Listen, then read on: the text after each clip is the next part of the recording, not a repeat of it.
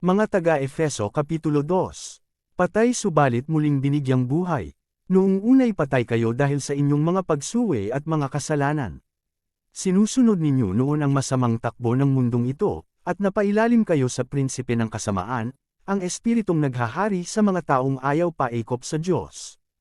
Ang totoo, tayong lahat ay dati ring namumuhay ayon sa ating laman, at sumusunod sa masamang hilig ng katawan at pag-iisip.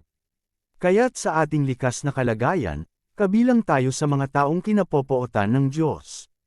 Subalit napakasagana ng habag ng Diyos at napakadakila ng pag-ibig niya sa atin.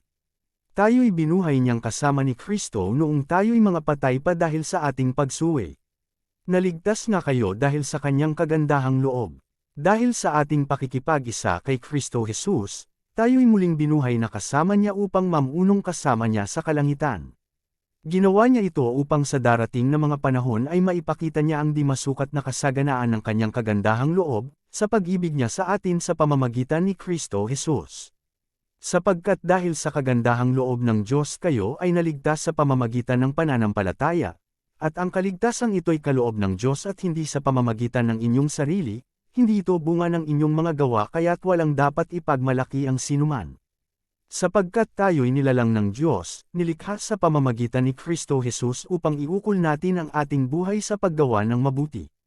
Iyan ang layuning pinili ng Diyos para sa atin noong una pa man.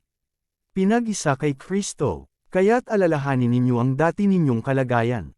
Kayo'y ipinanganak na mga hentil, at, di tuli, ang tawag sa inyo ng mga Hudyo. Ang mga Hudyo naman ay tinatawag na mga tuli, dahil sa ginagawa nila sa kanilang katawan. Noong panahong iyon, hiwalay kayo kay Kristo, hindi kabilang sa bayang Israel, at hindi saklaw ng tipan na nababatay sa mga pangako ng Diyos. Nooy nabubuhay kayo sa mundo na walang pag-asa at walang Diyos. Ngunit ngayon, dahil sa inyong pakikipag-isa kay Kristo Jesus, kayo na dati malayo sa Diyos ay inilapit sa pamamagitan ng dugo ni Kristo. Sapagkat si Kristo mismo ang nagbigay sa atin ng kapayapaan dahil ang mga Hudyo at ang mga Hentil ay kanyang pinag-isa. Sa pamamagitan ng kanyang katawan, pinawi niya ang alitan na parang pader na naghihiwalay sa atin. Pinawalang bisa niya ang kautusang pawang mga utos at alituntunin upang ang mga Hudyo at mga Hentil ay maging iisang bayan na lamang, at sa ganito'y maghari ang kapayapaan.